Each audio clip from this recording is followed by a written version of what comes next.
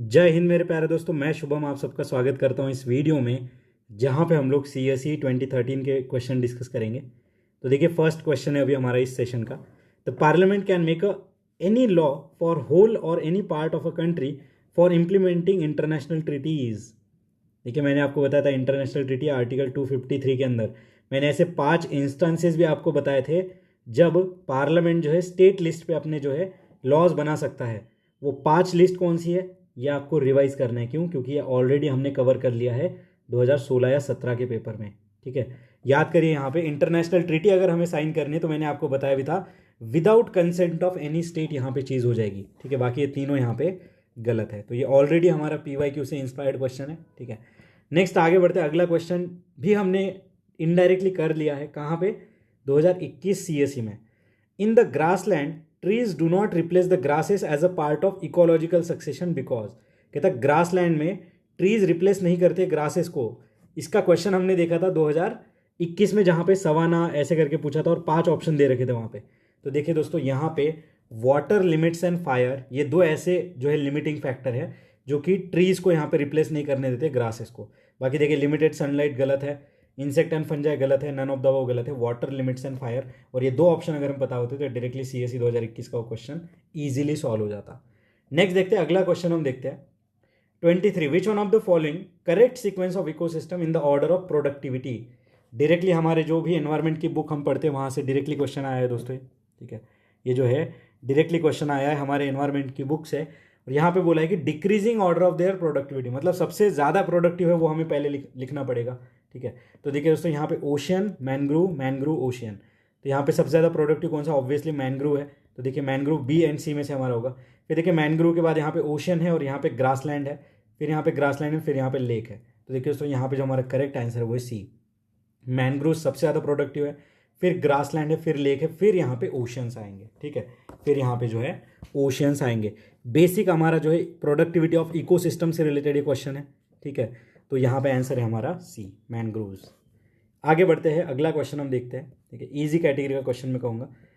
Contour bunding is a method of soil conservation use in. देखिए, हमने 2014 का paper देखा था, वहाँ पे सॉइल इरोजन को रोकने के लिए सॉइल इरोजन के कॉजेस पूछे थे और वहाँ पे पहला ऑप्शन था टेरेस कल्टीवेशन। और मैंने बताया था कि terrace cultivation is not a cause, ये तो रोकता है हमारे सॉइल इरोजन को।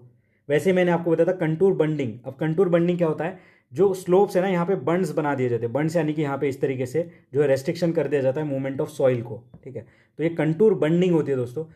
तो contour bunding is a method of soil conservation use in, तो कहाँ पे होता है? जैसे कि मैंने आपको यहाँ पे दिखाया, ये हिली एरिया में होता है। यहाँ पे देखिए, कहता है डेजर्ट मार्जिन, ये कहता है प्लेन्स, ये कहता है scrub lands liable to spread of weed growth, और यहाँ पे नन ऑफ द अबव। तो यहाँ पे आंसर है दोस्तों हमारा नन ऑफ द अबव। ये जो कंटूर बंडिंग है कहाँ पे यूज़ होती है?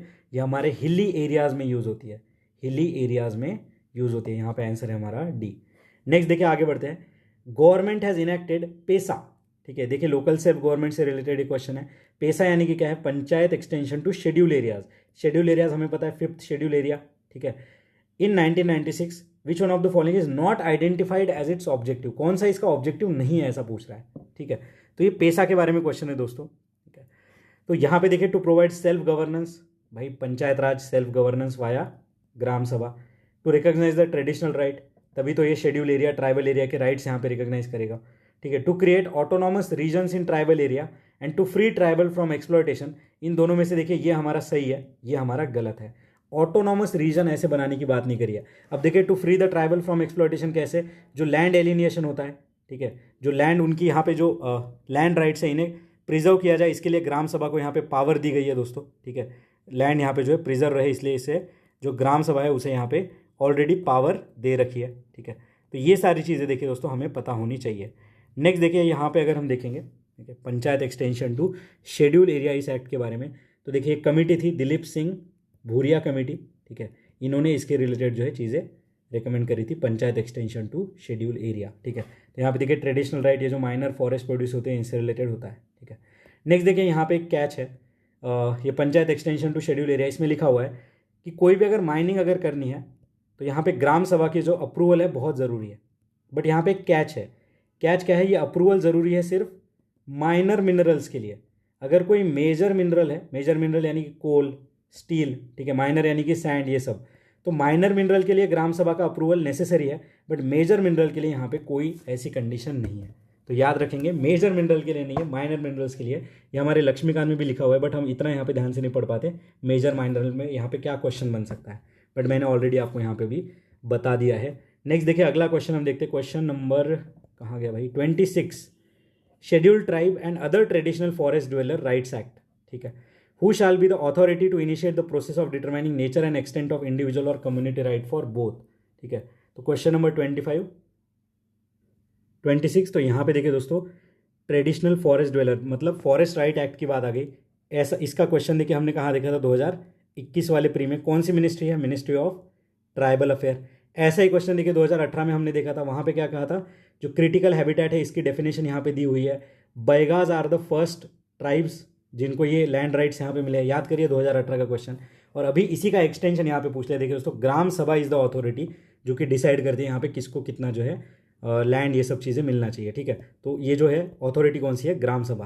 तहसील ब्लॉक ये नहीं, डिस्ट्रिक्ट कलेक्टर नहीं, स्टेट फॉरेस्ट डिपार्टमेंट नहीं, यहाँ पे ग्राम सभा इज योर करेक्ट आंसर।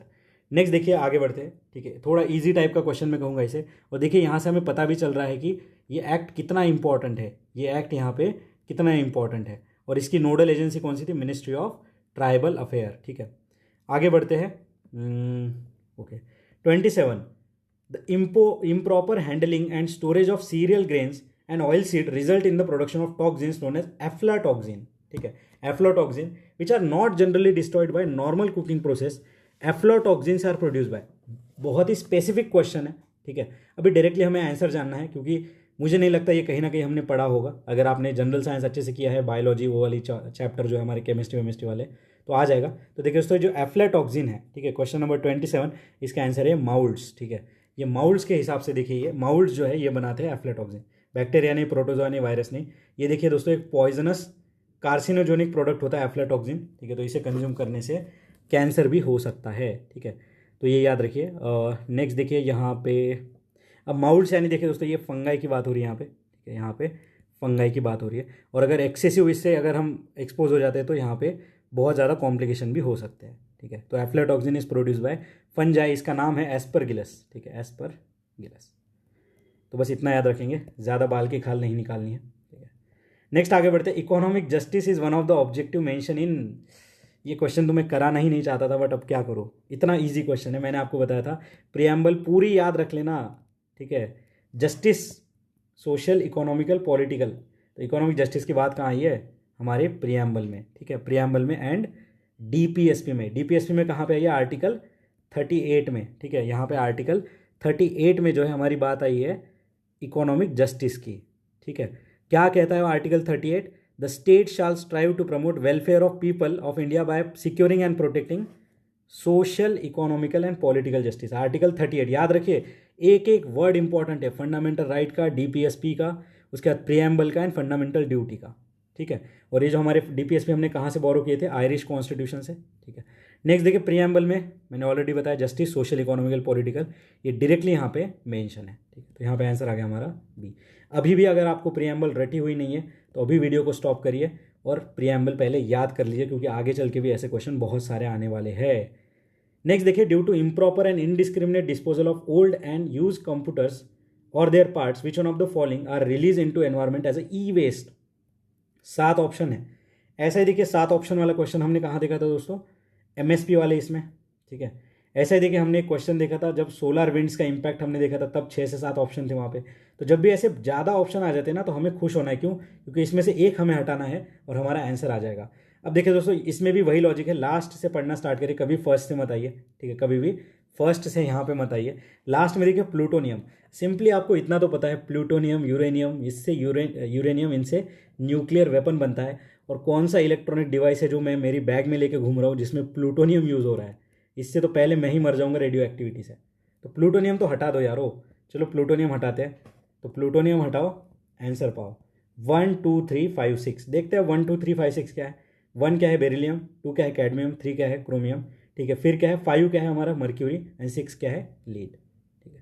तो यहाँ पे हेप्टाक्लोर नहीं है। अब हेप्टाक्लोर क्या है दोस्तों, ये एक इंसेक्टिसाइड है।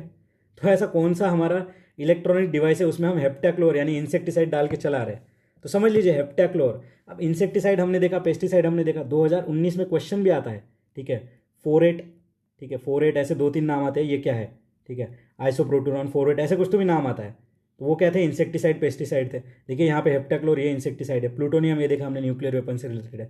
तो इस तरीके से देखिए हमें आंसर तक यहाँ पे पहुँचना है। मुझे नहीं लगता कि इलेक्ट्रिकल इंजीनियर होना ज़रूरी है इस क्वेश्चन को आंसर करने के लिए, ठीक है।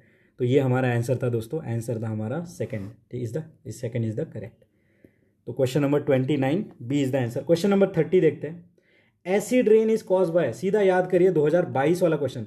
अभी आपको लग रहा होगा कि मैं हर क्वेश्चन को रिपीटेड बोल रहा हूँ, अरे तो भाई रिपीटेड है तो रिपीटेड ही बोलूंगा ना, और मैं आपको बता भी रहा हूँ कि कहाँ से रिपीट हो रहा है। एसिड रेन 2022 का क्वेश्चन नंबर 100 ओपन करिए, 2022 पेपर का।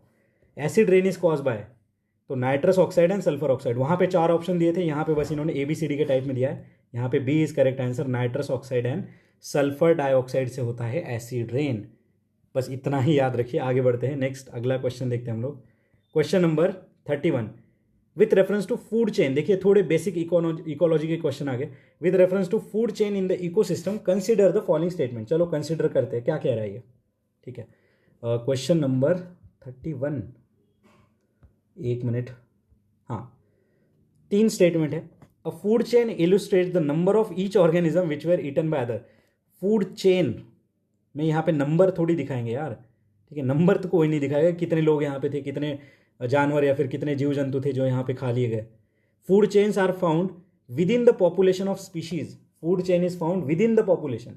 नहीं यार, फूड चेन विद इन कैसे होगा, यहाँ पे अगर हम देखेंगे तो क्या इंसेक्ट को खाता है क्या कोई, ठीक है, या फिर चलिए अब ग्रास ऑफर, फूड चेन किसे कहते हैं, तो समझिए सबसे पहले ग्रास है, ठीक है, उसे किसने खाया, ग्रास हॉपर ने खाया, फिर उसे किसने खाया, फ्रॉग ने खाया, फ्रॉग को किसने खाया, स्नेक ने खाया, ठीक है। तो ये क्या हो गया, ये फूड चेन है। तो क्या ये विद इन अ स्पीशीज है या फिर इंटर स्पीशीज है, तो विद इन स्पीशीज तो नहीं है, ठीक है। तो सेकंड हटाते हैं, चलिए सेकंड हटा के देखते हैं। Food chain is not with in the species, बचा क्या, नन एंड वन ओनली, मतलब थर्ड तो हर हालत में गलत हो गया यहाँ पे कि नंबर ऑफ ईच ऑर्गेनिज्म, ये तो नहीं बताता है हमारा फूड चेन, ठीक है।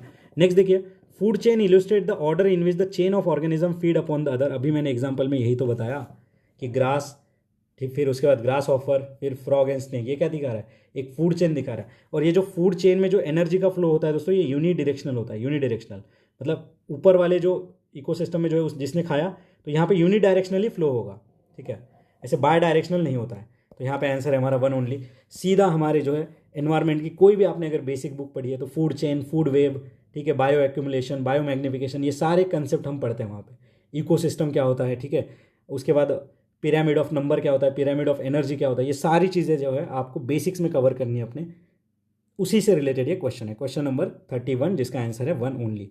अब क्वेश्चन नंबर 32 देखते हैं हम लोग। 32 क्या कहना चाह रहा है, national park and river flowing through the park. याद करिए 2020 में भी हमने क्वेश्चन देखा था, कावेरी बेसिन और नेशनल पार्क, ऐसा क्वेश्चन कहता देखिए कार्बेट नहीं, कॉर्बेट नेशनल पार्क, ठीक है, Jim Corbett national park, Ganga river, Kaziranga national park, Manas river, ठीक है, Silent Valley national park, Kaveri river, ठीक है, Silent Valley national park, Kaveri river. तो यहाँ पे मैं बताना चाहूँगा दोस्तों, ये तीनों के तीनों जो है ये गलत है, यहाँ पे आंसर आएगा हमारा नन, ठीक है, यहाँ पे आंसर आएगा हमारा नन। अब करेक्ट क्या है दोस्तों, तो यहाँ पे देखिए दोस्तों, सबसे पहले जो कॉर्बेट नेशनल पार्क है, यहाँ से कौन सी रिवर जाती है, तो यहाँ से गंगा रिवर नहीं जाती दोस्तों, यहाँ से जाती है राम गंगा रिवर, ठीक है, राम गंगा रिवर। फिर देखिए काजीरंगा नेशनल पार्क से मानस नहीं जाती, यहाँ से कौन सी जाती है दोस्तों, ब्रह्मपुत्रा, ठीक है, उसके बाद दिफ्लू नाम की रिवर है, और एक है धनश्री नाम की river, Dhanashree. Silent Valley national park, यहाँ से कौन सी रिवर जा रही है दोस्तों, यहाँ से जा रही है कुंती पूजा रिवर, ठीक है, कुंती पूजा रिवर। तो चलिए ये तो इन्फॉर्मेशन हमने देख ली यहाँ पे, बट ये वाली इन्फॉर्मेशन कौन बताएगा आपको कि ये वाली नदियाँ कहाँ से जा रही है, इसके लिए मैं यहाँ पे हूँ, ठीक है। तो देखिए मानस रिवर जाती है दोस्तों मानस नेशनल पार्क से, ठीक है। गंगा जो जाती है, जितना मैंने सर्च किया, ये जाती है राजाजी नेशनल पार्क से, ठीक है, राजाजी नेशनल पार्क, तो याद रखिएगा। और कावेरी जो है, कावेरी देखिए दोस्तों नगरहोल नेशनल पार्क है, कर्नाटका में, वहाँ से जाती है, ठीक है। उसके बाद ये देखिए कॉर्बेट के बारे में हमने देखा कि रामगंगा रिवर, ये जाके मिलती है दोस्तों गंगा रिवर को, तो ये Ramganga is the tributary of Ganga. तो देखिए हमने पूरे 6 के 6 ऑप्शन, इसका पूरा सर्जरी यहाँ पे कर दिया हमने, ठीक है, और यही रिक्वायर्ड है। और बाकी अभी इन चीज़ों को रटना है, और आगे अगर ऐसा कुछ क्वेश्चन आता है तो हमारा नॉलेज वहाँ पे लगाना है। नेक्स्ट देखिए अगला क्वेश्चन हम देखते हैं, which one of the above is use as a biofertiliser, देखिए बायो वर्ड दोबारा से आ गया, बायो वर्ड, ठीक है, बायो फर्टिलाइजर, बायो वर्ड, ठीक है। तो यहाँ पे कहता है एगेरिकस, नोस्टॉक एंड स्पायरोगायरा। आपको सुन के लग रहा होगा यार ये क्या ही चल रहा है, एगेरिकस, नोस्टॉक, स्पायरोगायरा। देखिए मैं समझ सकता हूँ अगर आप ह्यूमैनिटीज़ बैकग्राउंड के हो, अगर आपने साइंस नहीं करा है तो ये टफ जा सकता है, बट ये भी तो सोचिए, हिस्ट्री, पॉलिटी, इकोनॉमी, ज्योग्राफी, ये तो आपको ईजी जाएंगे ना। साइंस टेक के चलो क्वेश्चन आएंगे, बट यहाँ पे इक्वलिटी तो हो जाएगी क्योंकि उनमें आपको अपर हैंड है, ठीक है। तो अब इसको समझ लेते हैं, ठीक है। ये नहीं करना कि यार ये क्वेश्चन तो बहुत ज़्यादा साइंस ओरिएंटेड है, फिजिक्स, केमिस्ट्री, बायोलॉजी से रिलेटेड है तो हमारा नहीं चलेगा, नहीं, ऐसे नहीं करना है, ठीक है। समझ लेना है, अगर इससे रिलेटेड कोई पेपर में आता है तो उसे छोड़ना नहीं है, और अगर आउट ऑफ कंटेक्स्ट आ जाता है क्वेश्चन, हमें समझ ही नहीं आता है कुछ, तो फिर तो उसे छोड़ देना है, क्योंकि 100 के 100 क्वेश्चन हमें सही नहीं करनी है। तो यहाँ पे देखिए दोस्तों आंसर है हमारा, क्वेश्चन नंबर 33 का आंसर है B, two only is the correct. Nostoc जो है दोस्तों ये बायो फर्टिलाइजर करके यूज होता है, क्यों? क्योंकि ये देखिए नाइट्रोजन फिक्स करता है, ठीक है, it fixes nitrogen into ammonia. बाकी देखिए अगैरिकस क्या है दोस्तों, ये एक एडिबल मशरूम का टाइप है, ठीक है। अगैरिकस क्या है, it is a mushroom type, ठीक है, जो कि एडिबल है, ठीक है। नेक्स्ट देखिए स्पायरोगायरा क्या है दोस्तों, स्पायरोगायरा ये पॉन्ड में हमें मिलता है, ठीक है। पॉन्ड्स जो होते हैं इनमें ग्रीन कलर का जो दिखता है हमें, ठीक है, पूल्स में, ठीक है। और it is not generally use as a biofertiliser, और ये है एक तरीके से compete करता है प्लांट्स के साथ, ठीक है। तो स्पायरोगायरा नहीं है, अगैरिकस नहीं है, नोस्टॉक इज योर आंसर, ठीक है। अब देखिए नाइट्रोजन फिक्सिंग, बायो फर्टिलाइजर एक बहुत ही इंपॉर्टेंट थीम है, 2021 के प्री में हमने देखा था, वहाँ पे 2-4 ऑप्शन थे, अल्फा अल्फा, स्पिनैच, क्लोवर, ठीक है, एमेरैंथस, ऐसे को 1-2 नाम थे, और बोला था कि which one of the below are the nitrogen fixers, याद करिए वो क्वेश्चन, ठीक है। तो ये देखिए दोस्तों बायो फर्टिलाइजर क्या होते हैं, ये जो है कुछ माइक्रो ऑर्गेनिजम्स होते हैं जो कि हमें नाइट्रोजन फिक्स करने में, फॉस्फोरस सोल्यूबलाइज करने में, ठीक है, सल्फर को ऑक्सीडाइज करने में यहाँ पे हेल्प करते हैं, ठीक है। तो यहाँ पे फॉस्फेट सोल्यूबलाइजिंग बैक्टीरियाज होते हैं, ठीक है। उसके बाद जो है नाइट्रोजन फिक्सिंग बैक्टीरिया होते हैं, जैसे कि राइजोबियम हो गया, ये हमने एग्जाम्पल्स ऑलरेडी देख रखे हैं, ठीक है। नेक्स्ट यहाँ पे आंसर है हमारा टू ओनली। आगे बढ़ते हैं, which one of the following adds nitrogen to the soil, ठीक है, नाइट्रोजन टू द सॉइल, कहता है excretion of urea by animal, urea ये तो नाइट्रोजन ही होता है इसमें, और एक्सक्रीट कर रहे हैं तो ऐड तो हो ही रहा है, ठीक है। फिर देखिए क्या कह रहा है, burning of coal by man and death of vegetation. अब देखिए डेथ ऑफ वेजिटेशन होगा तो ये डिकम्पोज होगा तो उसके अंदर के जो भी न्यूट्रिएंट है वो सॉइल में ही जाएंगे, तो ये सही है। बाकी देखिए बचा हमारा यहाँ पे burning of coal by man, ये देखिए दोस्तों इससे देखिए दोस्तों जो भी इमिशन हो रहा है burning of coal by man से, ये अगर नाइट्रोजन साइकिल में अगर गया तो यहाँ पे ऐड होगा, बट अगर ये नहीं हुआ तो यहाँ पे पूरा पोल्यूशन ही होगा। हमें पता है कोल बर्न करने से पूरे यहाँ पे सल्फर ऑक्साइड ये सारी चीज़ें निकलती है, ठीक है। तो पूरी तरीके से यहाँ पे नाइट्रोजन ऐड होगा या नहीं, ये हम सेकंड ऑप्शन से नहीं बता सकते। तो यहाँ पे देखिए ऑल ऑफ द अबव नहीं मार्क करना था, यहाँ पे आंसर मार्क करना था क्वेश्चन नंबर 34 का सी, ठीक है। 1 and 3 इज करेक्ट, सेकंड यहाँ पे गलत है, बर्निंग ऑफ कोल, ठीक है। नेक्स्ट देखिए आगे बढ़ते, question number 35, in which one of the following state is the lion tail macaque is found. Lion tail macaque, इन भाई साहब को याद करिए कहाँ आया था ये 2023 के प्री में, बट तब क्वेश्चन थोड़ा टफ था, कहते कि which one of the below is nocturnal in nature, याद करिए कौन सा नॉक्टर्नल है ऐसा पूछा था। तो देखिए लायन टेल मकाक कहाँ मिलता है, ठीक है, तमिलनाडु, केरल, कर्नाटक, आंध्र प्रदेश। अभी मैप में लगाइए, ठीक है, यहाँ केरल है, यहाँ तमिलनाडु है, ठीक है, और यहाँ का हमारा कर्नाटक है, और आंध्र प्रदेश इधर सिचुएटेड है, ठीक है। अब ये कह रहा है लायन टेल मकाक नेचुरली कहाँ मिलता है, तो मैंने आपको बताया था कि आंध्र प्रदेश में मिलने की पॉसिबिलिटी कम है, क्यों? क्योंकि ये पूरा जो रीजन है ये हमारा वेस्टर्न घाट वाला है, ठीक है, और ये ईस्टर्न घाट में चला जाता है। तो यहाँ पे देखिए दोस्तों इस लॉजिक से अगर आप जाते हैं तो जो हमारा लायन टेल मकाक है तमिलनाडु, केरल, कर्नाटक, इन 3 जगहों पर मिलता है। तो क्वेश्चन नंबर 35 का आंसर है हमारा ए, ठीक है।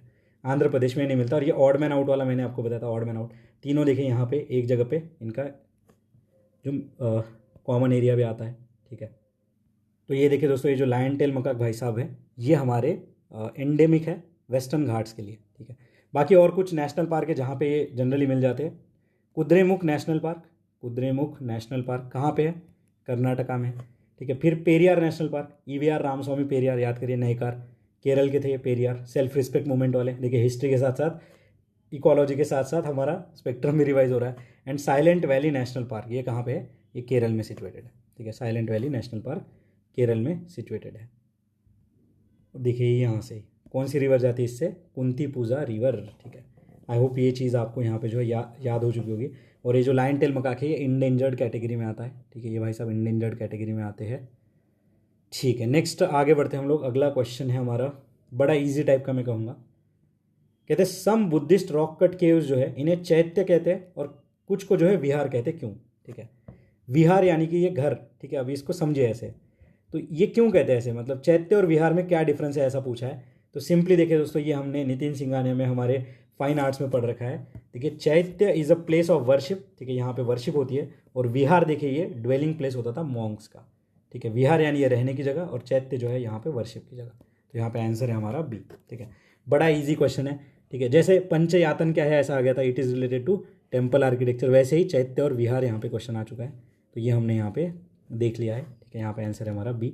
बाकी देखिए ऑप्शंस में यहाँ पे कुछ इंपॉर्टेंट नहीं लिखा, देखिए फिर भी देखिए there is no material difference between them, तो पूछा ही क्यों। Chaitya is a stupa at the far end of cave while vihara is a hall axial to it, नहीं, ठीक है। फिर क्या कहता है, vihara is a place of worship and chaitya, देखिए स्वैप कर दिया यहाँ पे, जो ए में है वो बी में स्वैप कर दिया। आंसर हमारा क्या है यहाँ पे, बी इज द करेक्ट। फिर देखिए दोस्तों बहुत ही बढ़िया क्वेश्चन है, which one of the following describe the best concept of nirvana in the Buddhism, nirvana in the Buddhism. अब देखिए ये जो ऑप्शन है ना, ऐसा ही कुछ क्वेश्चन हमें 2022 में आया था, रामानुजा की जो फिलोसॉफी थी उससे रिलेटेड, ठीक है। वहां पे हमने देखा था कि bhakti devotion is the way to achieve the, bhakti is the way to achieve the moksha, ठीक है। तो ये वाला हमने देखा था। अब कह रहे हैं निर्वाणा मतलब क्या है, ठीक है, निर्वाणा मतलब क्या है। अब देखिए यहाँ पे निर्वाणा, महापरिनिर्वाणा, ठीक है, ये सारी चीज़ें हमने देख रखी है, ठीक है। अब देखते हैं ए ऑप्शन क्या कह रहा है, extension of the flame of desire, extinction, ठीक है, extension of the flame of desire. फिर कह रहा है complete annihilation of the self, complete annihilation of self, खुद को पूरा खत्म कर दो, कितना यहाँ पे जो है एक्सट्रीम बात कर रहा है। A state of bliss and rest, ठीक है, bliss and rest and mental stage beyond all comprehension, देखिए ऑल एक्सट्रीम वर्ड है, state of bliss and rest एकदम वेग सा ऑप्शन यहाँ पे बनाया है, कंप्लीट एनिहिलेशन गलत। देखिए डिजायर, हमने जो बुद्धिज्म के फिलोसॉफी है उसमें भी देखा था कि life is full of desire, ठीक है, और जो life is full of suffering and reason of suffering is the desire. और यहाँ पे जब डिजायर खत्म होगा तभी हमें निर्वाणा अचीव होगा दोस्तों। निर्वाणा क्या है, एक अल्टीमेट गोल है बुद्धा के टीचिंग का, ठीक है, जहाँ पे जो है आप अपने सारे डिजायर, सारे सफरिंग्स को एंड कर दोगे और फ्रीडम हो जाएगा आपको, रीबर्थ आपका हो जाएगा, ठीक है। तो ये जो जन्म मृत्यु का मायाजाल है उससे अगर बचना है, ठीक है, तो निर्वाणा आपको अचीव करना पड़ेगा। तो ये है हमारा extension of the flame of desire, extension of the flame of desire, यहाँ पे आंसर है ए। तो यहाँ पे देखिए दोस्तों हम आंसर तक पहुँच चुके हैं, आंसर इज ए, ठीक है। आई होप आपको ये समझ आ चुका होगा। यहाँ पे देखिए ऑल, कंप्लीट एनिहिलेशन, ये देख के तो हट ही जाता, सी और ए में आपको डाउट हो सकता था, बट यहाँ पे देखिए डिज़ायर वाला जो है बेसिक जो हम फिलोसॉफी पढ़ते हैं उसमें भी आता है, ठीक है। नेक्स्ट देखते हैं, और इजी क्वेश्चन है, कहता है according to constitution of India which one of the following is fundamental for the governance of country. Idea of welfare state कहाँ देखने को मिलता है, तो डीपीएसपी में। इंस्ट्रूमेंट ऑफ इंस्ट्रक्शन किसे कहते हैं, डीपीएसपी में, ठीक है। Fundamental for the governance of country क्या है, डीपीएसपी। तो देखिए ये सारी जो है चीज़ें लक्ष्मीकांत में पहले ही जो चैप्टर चालू होता है ना डीपीएसपी वाला, वहाँ पे सारी चीज़ें ऑलरेडी दे रखी है, ठीक है। तो ये फंडामेंटल प्रिंसिपल है for the governance of country, जो कि लीगली बाइंडिंग नहीं है। देखिए डीपीएसपी के ऊपर हमने कितने क्वेश्चन देख लिए अभी तक, ठीक है। यहाँ पे आंसर क्या है हमारा, B is the correct answer. Next देखिए आगे बढ़ते हैं, the people of India agitate against the arrival of Simon Commission. पहले ही मैंने बता दिया आपको क्यों हुआ था भाई एजिटेशन, क्योंकि यहाँ पे इंडियन मेंबर कोई नहीं था, there was no Indian member, इसीलिए तो यहाँ पे इसका अपोजिशन हुआ था। साइमन कमीशन कब आया था, 1928 के आसपास आया था, किस लिए, to review the government of India act 1919, ठीक है, इसको रिव्यू करने के लिए आया था, ठीक है। और यहाँ पे देखिए एक स्लोगन आया था, साइमन गो बैक, ठीक है। अब ये स्लोगन कौन लेके आया था, तो ये यूसुफ मेयर अली भाई साहब थे, यूसुफ मेयर अली, इन्होंने ये स्लोगन जो है दिया था, ठीक है। बाकी देखिए Indians never wanted to review the working of act, never never never never, हर बार गलत होता है, ठीक है। नेक्स्ट देखिए Simon commission recommended the abolition of dyarchy in the province, ठीक है। क्या है, Simon commission recommended the abolition of dyarchy in the province.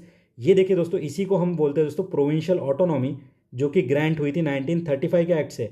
याद रखिए provincial autonomy is equal to 1935 act, 7 से 8 बार रिपीट होगा question, CAPF, CDS, NDA, CSE में भी रिपीट होगा, ठीक है।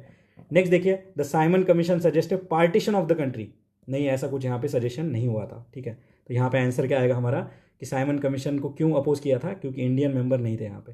नेक्स्ट देखिए quit India movement was launch in response to, किसके रिस्पॉन्स में, ठीक है, किसके रिस्पॉन्स में यहाँ पे क्विट इंडिया मूवमेंट लॉन्च किया गया था, cabinet mission plan, Cripps proposal, Simon Commission report and Wavell plan. तो देखिए दोस्तों यहाँ पे क्विट इंडिया मूवमेंट जो है इसे अगस्त क्रांति भी कहते हैं, अगस्त क्रांति, ये 1942 में हमारी लॉन्च हुई थी क्रिप्स प्रपोजल के अगेंस्ट में, ठीक है, क्रिप्स प्रपोजल के अगेंस्ट में ये 1942 में आया था। और क्रिप्स प्रपोजल के ऊपर हमने 2015 में भी एक क्वेश्चन देखा है, 2022 में भी एक क्वेश्चन देखा है, ठीक है। यहाँ पे प्रिंसली स्टेट का क्या रोल होगा, कॉन्स्टिट्यूएंट असेंबली बनाएंगे या नहीं, ये सारी चीज़ें हमने देखी है। फिर देखिए कैबिनेट मिशन कब आया था, 1946, ऑलरेडी हमने कवर किया है PYQs में।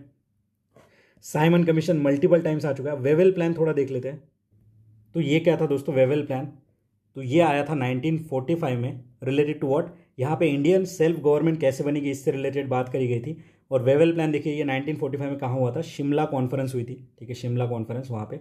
अब इसमें क्या बोला गया था, इसमें बोला था कि जो एग्जीक्यूटिव काउंसिल रहेगी, यानी कि जो कैबिनेट है, एग्जीक्यूटिव काउंसिल, उसमें सारे ऑल इंडियन मेंबर रहेंगे, ठीक है, इंडियन मेंबर रहेंगे, representing Muslims, separate representation for Muslim and other religious group, ठीक है। तो ये बात यहाँ पे करी गई थी कि एग्जीक्यूटिव काउंसिल में सारे जो है यहाँ पे इंडियंस रहेंगे, बट मुस्लिम्स और बाकी रिलीजियस ग्रुप को यहाँ पे सेपरेट रिप्रेजेंटेशन दिया जाएगा, ठीक है। बट ये प्लान जो है यहाँ पे अनसक्सेसफुल रहा, क्योंकि मुस्लिम लीग और कांग्रेस दोनों ने जो है इसे एग्री नहीं किया था इसके ऊपर, ठीक है। तो ये इंपॉर्टेंट था दोस्तों हमारे लिए। तो ये सारी चीज़ें हमने यहाँ पे देख ली वेवेल प्लान से रिलेटेड, ठीक है। नेक्स्ट देखिए, और यहाँ पे अगर इंपॉर्टेंट चीज़ मैं आपको बताना चाहूँ, ठीक है, क्विट इंडिया मूवमेंट, यहाँ पे डेट याद रख लीजिएगा, 8 अगस्त 1942, ठीक है, 8 अगस्त 1942 को यहाँ पे देखिए गांधी जी ने बोला था कि अभी करो या मरो, ठीक है, करो या मरो, ये जो बोल दिए थे, और डू और डाई, ठीक है। और ये मुंबई के देखिए गोवालिया टैंक मैदान में यहाँ पे झंडा फहराया था किसने, अरुणा असफ अली ने। इन्हें देखिए ग्रैंड ओल्ड लेडी, ठीक है, grand old lady of India भी कहते हैं। ग्रैंड ओल्ड मैन कौन थे, दादा भाई नौरोजी। ग्रैंड ओल्ड लेडी कौन है, अरुणा असफ अली, जिन्होंने झंडा फहराया था 1942 के गोवालिया टैंक मैदान मुंबई में। उसी के बाद क्विट इंडिया मूवमेंट यहाँ पे स्टार्ट हुई थी, ठीक है। बाकी देखिए दोस्तों, नेक्स्ट क्वेश्चन हम अगले वीडियो में देखते हैं। कि तब तक के लिए पढ़ते रहिए, मुस्कुराते रहिए, मिलते हैं ब्रेक के बाद। धन्यवाद।